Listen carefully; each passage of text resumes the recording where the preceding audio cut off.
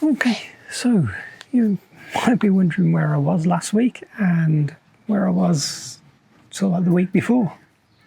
Because last week I put up a 5-second blip of a video which basically said no video this week, sorry. And I'll explain this week. So I'll try and do that now. It's not complicated. Yeah. The first weekend I missed, quite simply, I was out adventuring.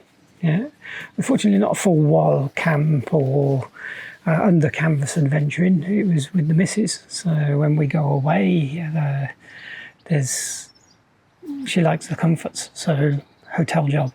So up to Grasmere and the Daffodil Hotel was where we went to, and we had a lovely time. And first day we arrived, kind of checked in, dumped our gear, grabbed a photography bag and walked into Grasmere initially to try and get into Tweedies in the evening if possible, but they were fully booked. The Lake District is busy.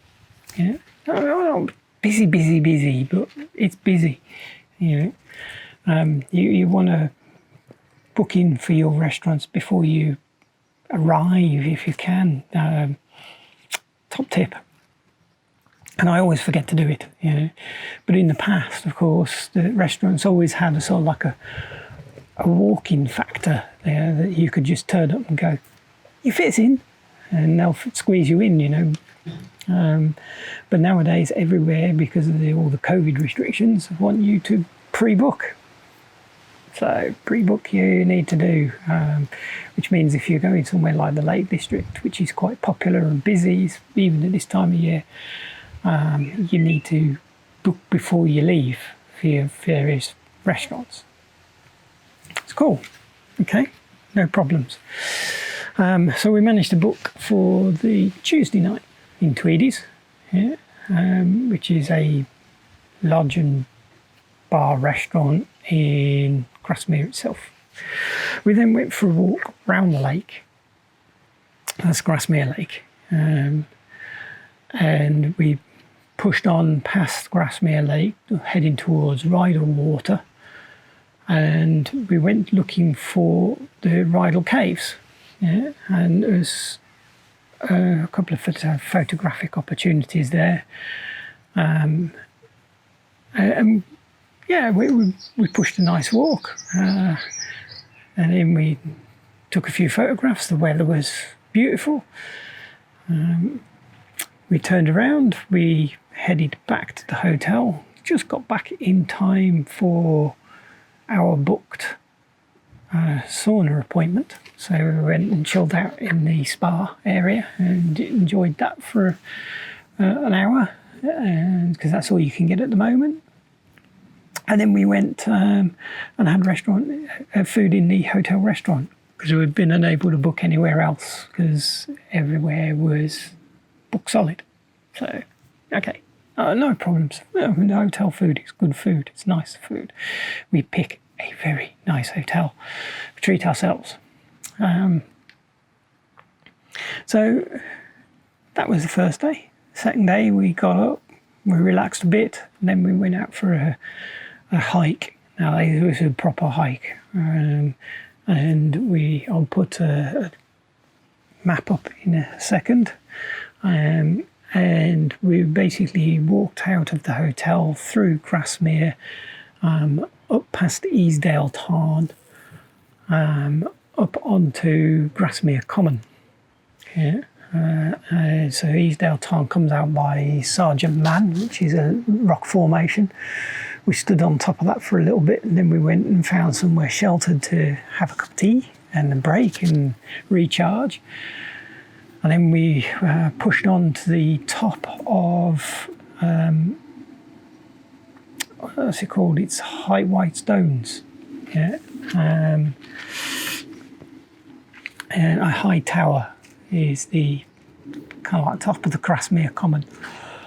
And we went past there, and that would have been better for the drone footage that I took, to be honest. But by that point, it's kind of like, well, we really need to be pushing on the hike back. Yeah. So I took a couple of quick impromptu photographs, and then we headed back, and we started back down the far side, basically back into Grasmere. It was a loop around the top of High Whitestones. All in all, probably about 10.5 miles with about 600 meters of climbing, uphill. So it was good. Some stiffer sections in there, and fantastic. Thoroughly enjoyed it. We got back to the hotel. We had an hour in the spa, which we just about made it back in time for, and we had a restaurant appointment at Lucy's in Ambleside. So we then went there for our evening, and Lucy's is absolutely fabulous. If you're up in the Lake District and you get the opportunity, have a meal at Lucy's. It's lovely. The food there is wonderful, and the restaurateur, she has a sense of humour, a very good sense of humour. But if you booked, she prints out a brand new menu every day, and you'll get mentioned on the front cover of the menu, because that's what she does. Like I said, she's got a sense of humour.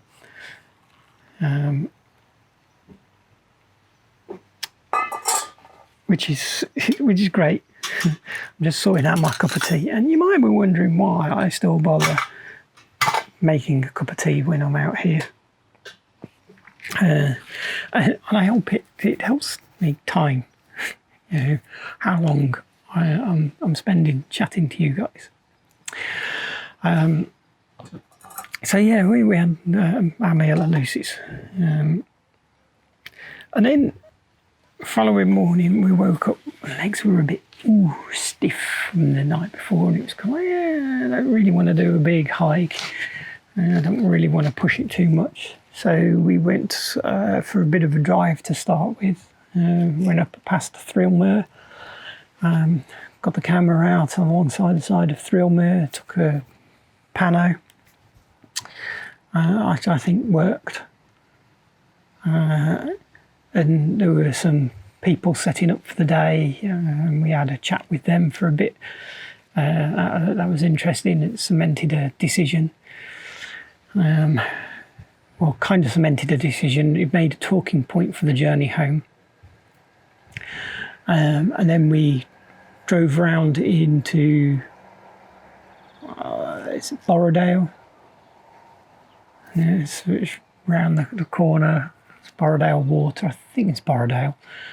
Oh, I'll correct myself here if I'm wrong. And then we pushed on to Seathwaite Farm, which is on the edges of Hardknott Pass. And we went for a short walk. And yes, it was short. We're crazy. It was also steep, and it's always entertaining when you're carrying a 15-kilo camera pack. So the 10-mile hike, I had 15-kilo bag on my back, and the short walk the following day, I had 15-kilo camera back on my back, and it strengthens the legs. It can be a bit tiring sometimes because I'm not used to it. Don't do enough hiking. Need to change that. So basically we walked along the valley floor, followed the river, and then one of the tributaries off the river goes pretty much straight up, and it's got waterfalls. We climbed up the side of this waterfall until we found a point where we could sit and have a nice cup of tea with a good view, and sit and relax and just enjoy and unwind, which is really what holidays are about. So that was our last active day up there. We came back down. We walked through Seathweed Farm. I answered the question while I was there, which was, can you camp in the trees? And no, you can't. They've got them all fenced off. So while it's a nice campsite, you can't go up there with your sort of like hammock. You can't get your hammock up and hang it between some of their trees on their farm because they're all the trees are fenced off. So I answer that question. It would be a tent job. Not a problem. Don't mind. Yeah. But it's made for a recce. And then we came back from there, got back to the hotel, chilled out, went to Tweedy's.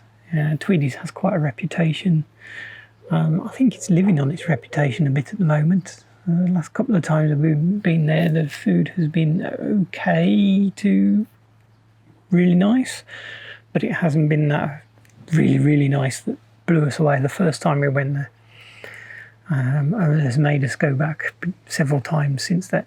One thing that hasn't changed though is the beer. Tweedy's is good if you like your real ales, so very nice from that perspective.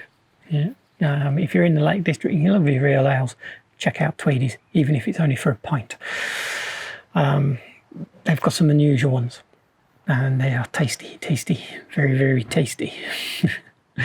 So then we came back home on the Wednesday. Yeah, so that meant that when I would normally be releasing a video to you, it's all sitting in cameras, unedited. So hence no video for the first week. Yeah. And then on the way home, we discussed what we saw at the side of Thirlmere, which we'd seen before, and decided that we'd also seen one in Go Outdoors, and we ummed and ahed about it, and we decided not to, and that was our mistake. Yeah. And it's an inflatable canoe. And you go, what? Another activity?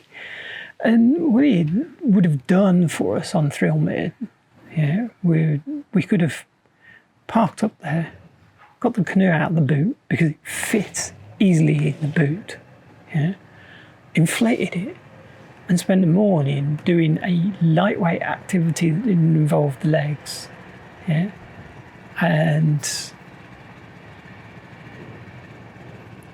we could have sort of like chilled out and relaxed in a different way. So this decision was made. On the way home, we would pick one up from Go Outdoors, which we did. We got back, did a bit of an unboxing. That will be video number 2 this week. It's not a complete unboxing, it's me faffing with it and inflating it for the first time. By the time the missus had started the video,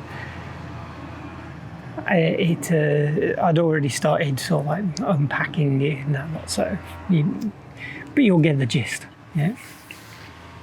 So we're looking forward to launching that for the first time properly, but we're waiting for life jackets to arrive. And then we chilled out for the rest of the week. And when I was supposed to be sort of like recording a quick voice to camera and editing all of this lot together, I came down with a temperature and was basically ill in bed for a couple of days, and I was not in the mood, so I didn't. No video. So hence the little video which said, oh, I'm not here, I'll be back next week. This is me being back next week. Right, with the little bits that I need to add into this, and the fact that the neighbour has started up his power tools, yeah, I think I will wrap this up for the day. Yeah. So I wish you all well. Hope you are all keeping well and enjoying life in whatever which way you do. And I will see you all next week. Promise. Ta-da.